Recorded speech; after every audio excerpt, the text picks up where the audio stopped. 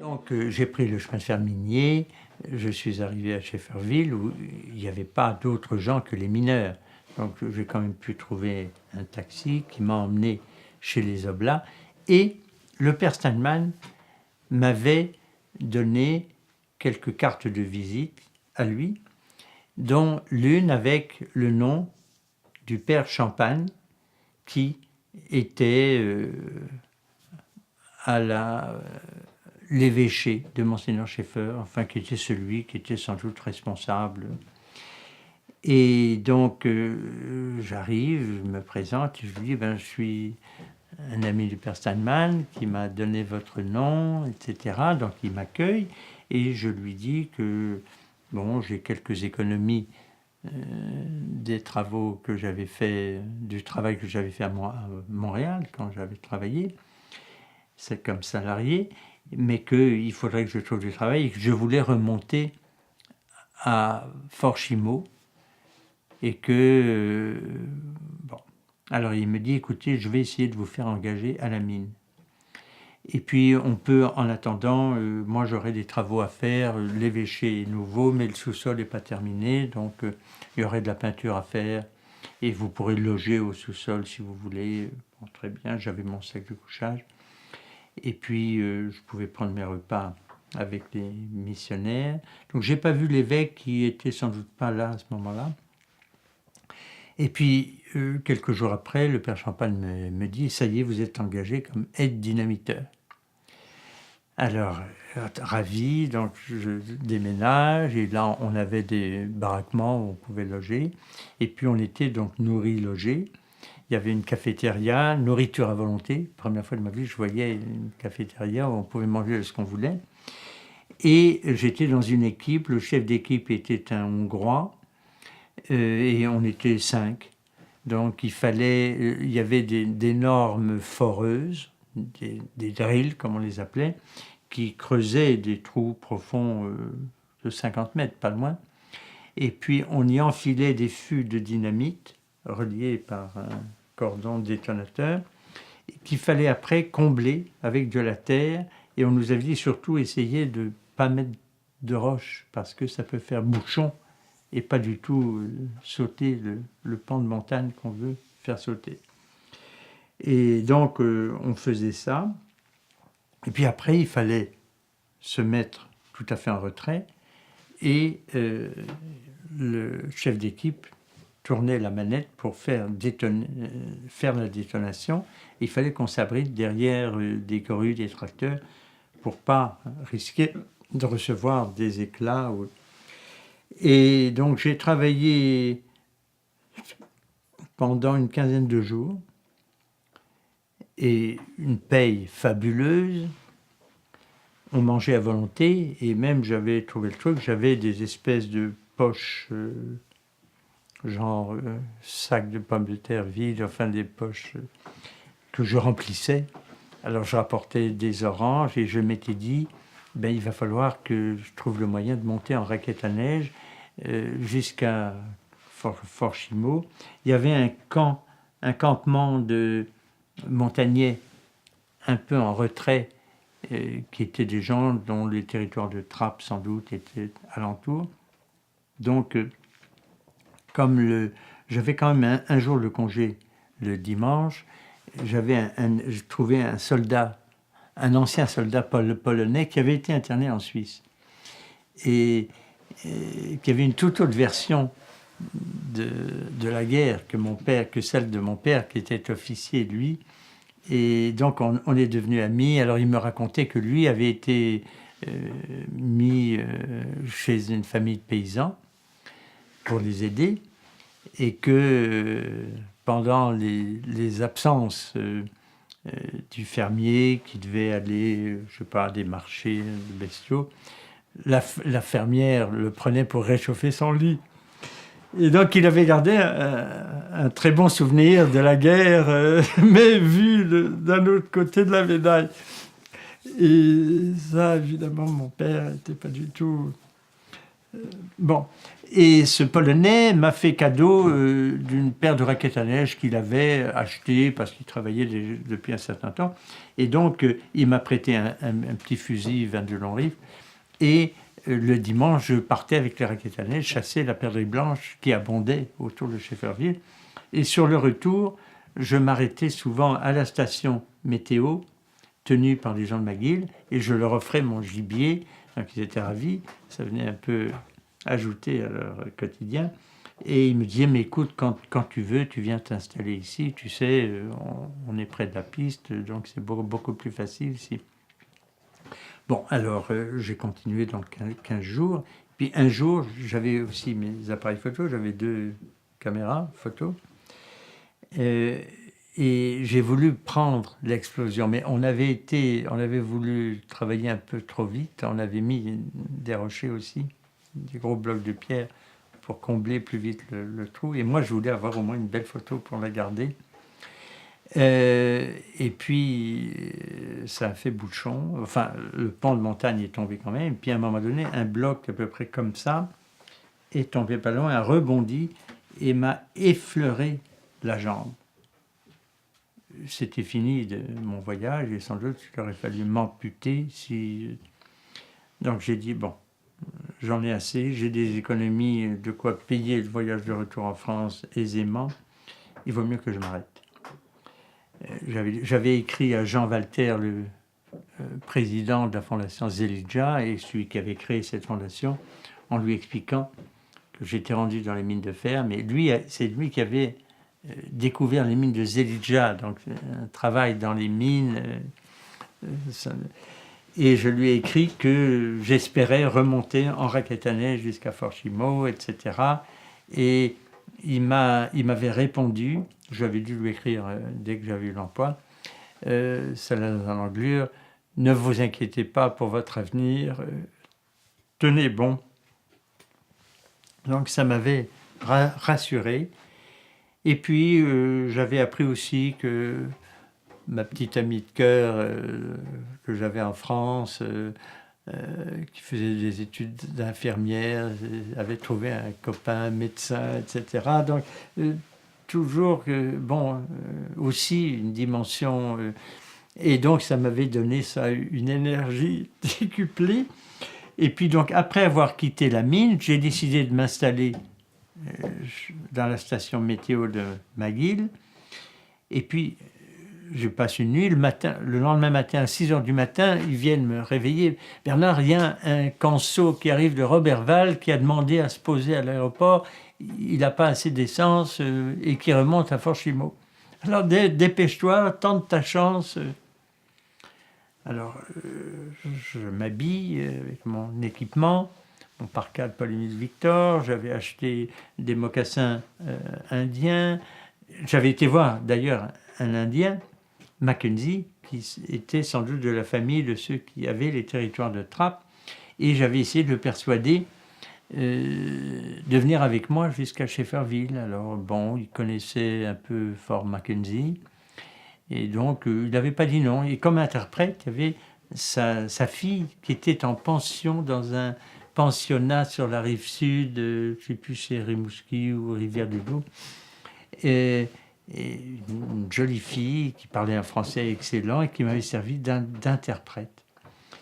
Et quand j'ai raconté cette histoire 40 ans après, il y a eu en 2000 et quelques l'année internationale des aînés, les gens de cette île m'ont invité pour venir parler à leurs aînés du réseau d'aînés que j'avais développé dans le Nord, d'écrivains inuits. Et quand je leur ai raconté que j'aurais très bien pu devenir un spécialiste des montagnes, c'était traduit simultanément en langue montagnaise. Et à la fin de ma présentation, un montagnier vient, j'avais dit qu'elle était assez jolie, je ne me souviens plus de son nom. son prénom. Hein, qui me dit, combien tu me payes si je te fais rencontrer ta blonde? Enfin, il extrapolait. Alors j'ai rigolé, je lui dis, ah ben une fortune. Eh bien, il m'a emmené, il y a un petit centre d'achat Montagnier, et il avait téléphoné à cette dame qui est venue me rencontrer, donc, que j'ai revue, qui était mariée. Et son mari n'était pas très loin, il ne savait pas trop quoi penser de ça, mais c'est amusant. Et ça les avait passionnés, ce que je racontais sur la conception de la vie, le sexe qui peut changer, etc. Et Robbie Watt, qui était le président d'Avatar, qui avait été invité aussi, qui m'a entendu et qui me dit, mais Bernard, c'est incroyable, moi aussi j'ai reçu le nom d'une femme et puis on m'a éduqué plus ou moins comme une fille. C'est le seul Innu que je connaisse qui est capable de chanter des Katazeit. Il est connu à Montréal pour être un excellent joueur de Katazei et qui s'enregistrait la première voix et qui après la remettait puis chantait la deuxième voix. Donc un truc étonnant. Bref,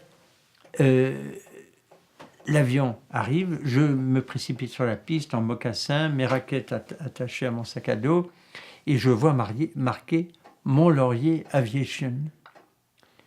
Alors, je cherche dans mes cartes, je trouve la carte du Père Stallman, et je vois un grand pilote, ça me semble être le pilote, qui débarque. Et je lui dis, excusez-moi, monsieur, est-ce que vous connaissez le capitaine Allard? Alors il me regarde et dit, mais jeune homme, c'est moi le capitaine Allard. Je lui dis, je suis un ami du Père Stallman, comment va-t-il, etc. Il me dit, mais où est-ce que vous allez comme ça? Alors je dis, à Forchimo. Il me dit, ah ben, c'est amusant, j'y vais aussi. Ça vous tente? Alors je dis, ah ben écoutez, merci. Il me fait embarquer dans son avion, il fait le plein, et puis on s'envole pour Côte-Joire. Et là, je débarque sur la piste, qui était le reste de la piste militaire. Donc on n'était pas dans le village, qu'on appelle maintenant l'ancien village. On était dans les baraquements de la base américaine.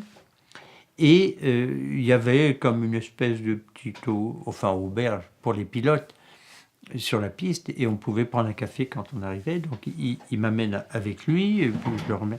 Et puis il me dit, écoutez, vous allez me signer ce papier. Alors je me disais, bon, ça y est, là, il va me facturer. Bon, mais enfin, j'avais quand même mes économies. Et non, c'était juste, il est obligé comme pilote d'indiquer s'il a eu des passagers. Et puis, pendant que je commandais un café et que j'avais parlé avec le père là, je vois un Innu qui est venu s'installer, parka, bottes de peau de phoque. Sauf ce qui m'intriguait, il avait des lunettes. Puis je voyais qu'il me regardait. Puis, bon, alors, le capitaine Allard s'en va pour régler ses affaires. Et l'Innu, qui à ce moment-là me voit tout seul, il m'interroge et me dit, vous parlez français? Alors je lui dis, oui. Et vous? Ben, c'était évident qu'il parlait français. C'était le père de Chat. Habillé comme un Inuk, mais il avait ses lunettes, habillé comme même, il y avait des Inuits ils avaient à cette époque-là tous encore des bottes en peau de phoque et un peu en peau de caribou aussi. Et qui me dit, oh ben, vous devez être bien riche pour loger ici.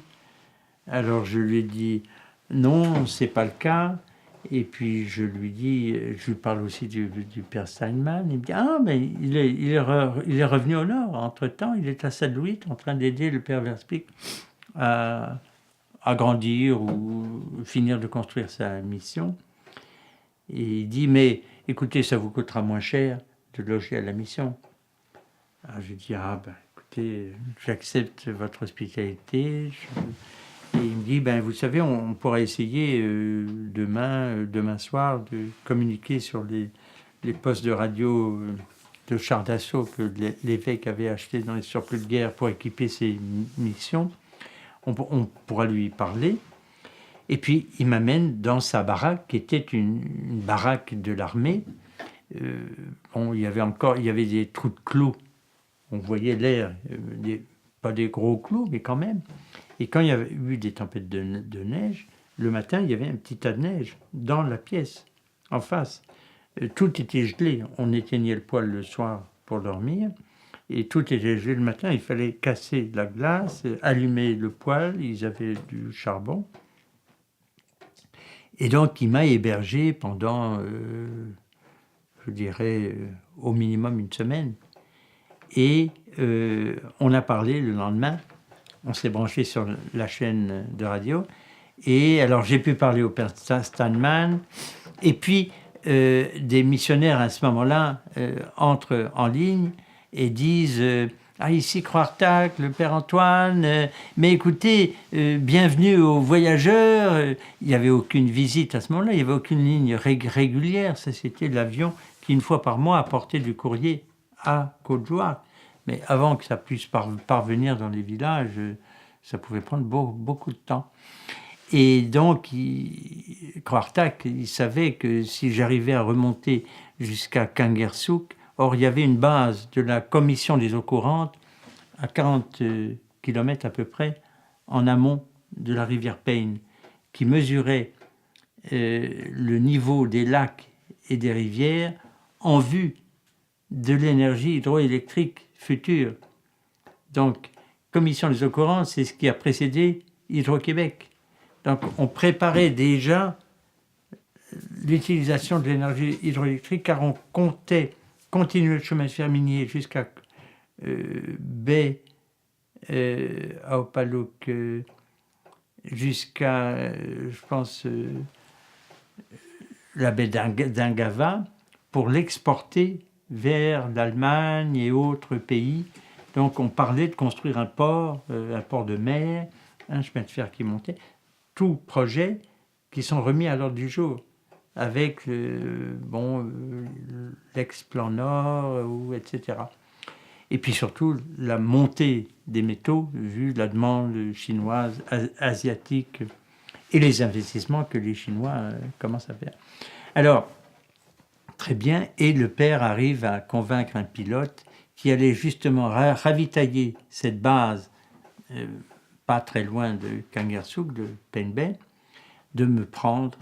Et donc, un DC-3 qui s'arrête d'abord à Baie-aux-Feuilles, où il y avait là aussi un petit camp qui mesurait, c'est là qu'il y a les plus fortes marées pour le nord, l'amplitude de marée, et qui s'arrête finalement à la station de commission des eaux courantes, où c'était des Québécois tous, il y avait des Inuits qui travaillaient pour eux, et là, des traîneaux à chiens Inuits étaient là pour venir chercher le courrier et les allocations familiales.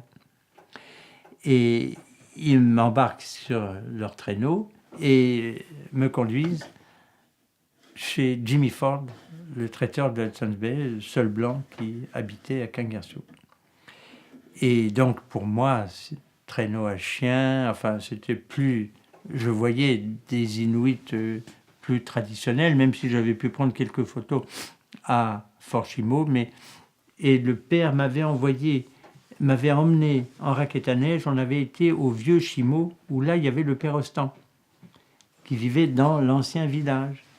Et donc, c'était peu après que le village a déménagé, peut-être un an ou 2 ans après, dans ce qu'est le Côte-Joire le matin.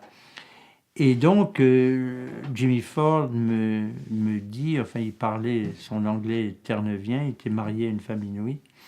Il me dit, écoutez, il y a 2 jeunes, Yosepi Kadlak et Pita Aluk, c'était... il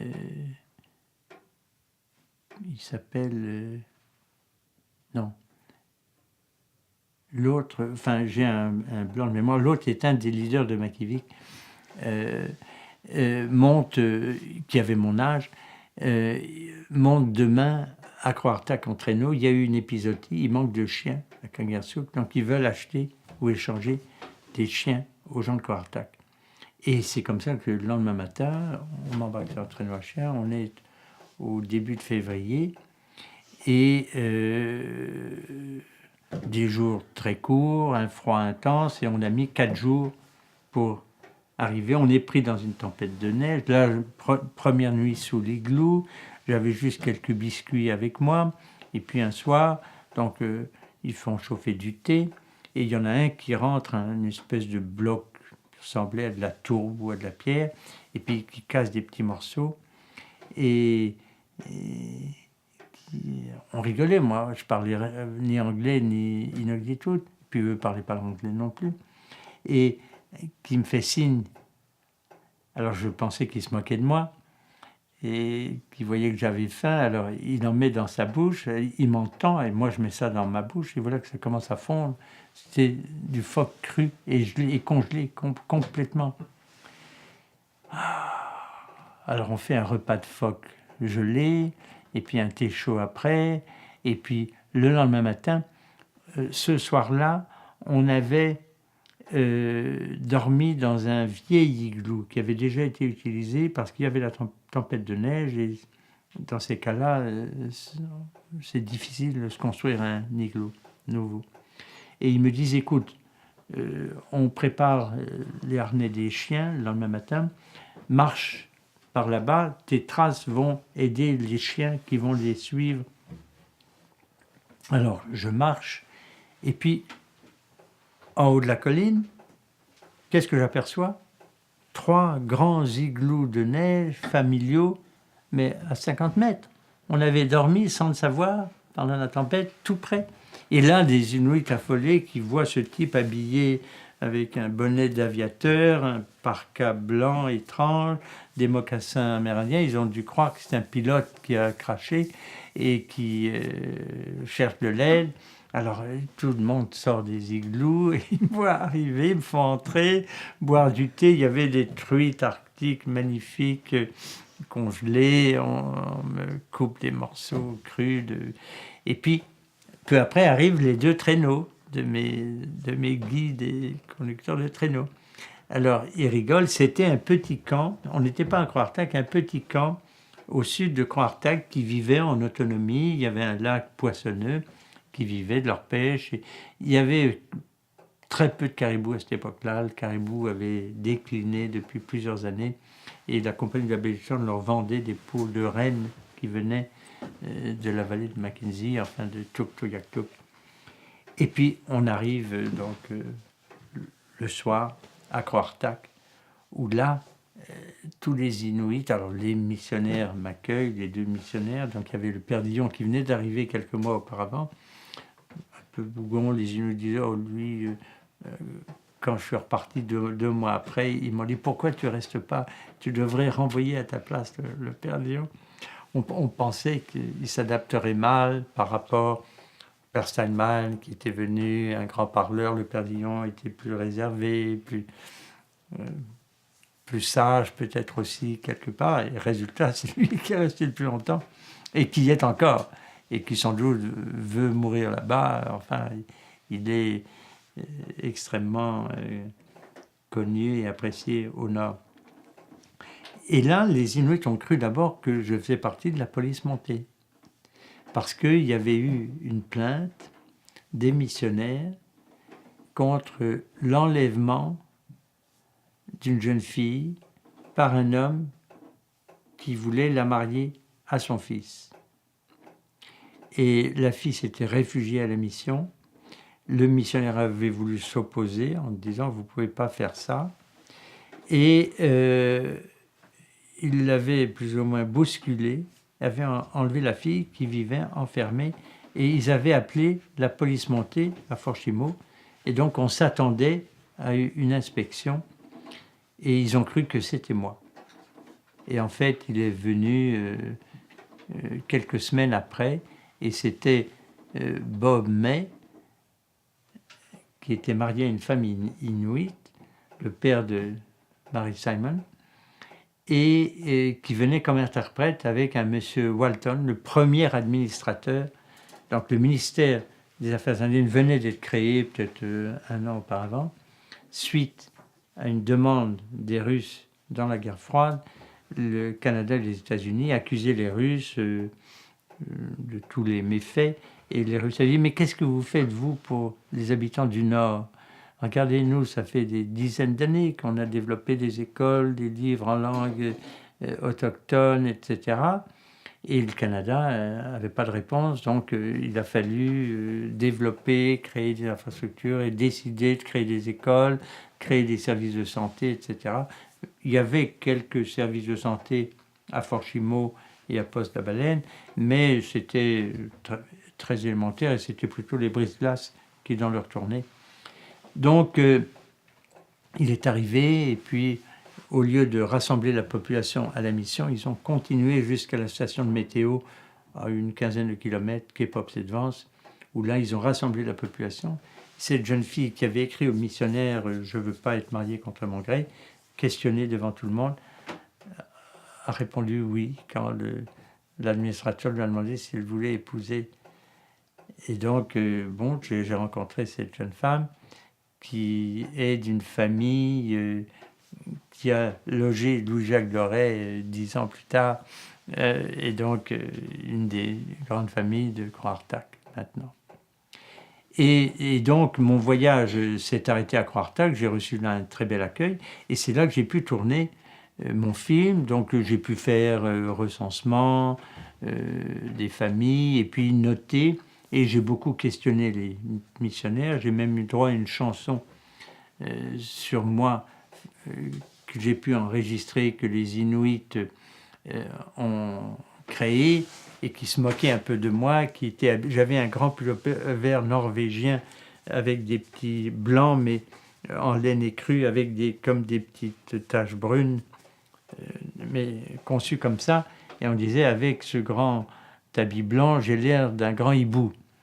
Et puis, je n'attends pas qu'on me provoque beaucoup pour réagir aussitôt, parce que dans les jeux de force, je réagissais. Et donc, c'était sur moi. Et ce chant est toujours connu. Et en 2005, quand avec Louis-Jacques, on était invités pour les 50 ans ça correspondait aux 50 ans de mon passage, on était invités avec quelques autres des Blancs qui étaient venus dans la station de météo, ou les enfants de ces Blancs. Celle qui avait composé cette chanson l'a rechantée et tout le monde la connaissait. Voilà, et je suis redescendu à la fin mars avec le Père Dion qui voulait aller visiter les différents camps d'hiver qui se rendaient donc à Kangersouk. Et donc j'ai repris le même chemin que j'avais pris à l'aller, et je suis redescendu jusqu'à Shefferville. Et là, comme j'avais gardé les lettres du sous-secrétaire ou du secrétaire sous-ministre à la Défense qui m'avait répondu quand j'avais demandé s'il n'y aurait pas moyen d'avoir accès à un vol militaire, et qui m'avait répondu « Oui, on peut vous envoyer facilement à Resolute Bay, où on a une station et des vols réguliers, mais dans le Nouveau-Québec, non, il n'y a que les brise-glaces l'été. » J'avais gardé ça, et alors que je venais de débarquer et loger encore une fois chez mes amis étudiants de la station, un avion de Canadian Air Force s'est posé là, qui faisait les lignes de radar, les stations entre Shefferville et Côte-Jorapi, Great River. Et quand j'ai montré la lettre du sous-ministre de leur ministère, ils ont accepté de me prendre, alors que normalement, ils ne prennent pas de passagers. Et donc, et ils redescendaient jusqu'à Ottawa. Et là, donc, j'ai pu aller jusqu'à Poste-la-Baleine et descendre à Ottawa. Et à Ottawa, j'avais un ami d'amis qui était le père Billette, dominicain, au couvent de dominicains. Et je lui ai téléphoné et il m'a dit « Mais Bernard, il n'y a pas de problème, on va t'héberger. » Alors je lui ai dit « Tu sais, je suis en habit du Nord, je n'ai rien du tout comme habit civil. » Il dit « Mais je t'en prêterai, t'inquiète pas. » Et donc, il m'a hébergé, je pense, 2 ou 3 jours. Et c'est là que j'ai pu rencontrer le ministre Jean Lesage, donc habillé, enfin, comme un moine en civil, et qui m'a dit mais écoutez, vous inquiétez pas, revenez quand vous voulez, on vous organisera des voyages au nord, des recherches, etc. Et donc je suis revenu à Montréal, et puis là, j'avais mes films, j'avais mon film de Laponie, et Judith Jasmin, qui avait une grande émission, donc c'était le début un peu de la télécouleur, m'a interviewé et a projeté une partie du film sur les Samis.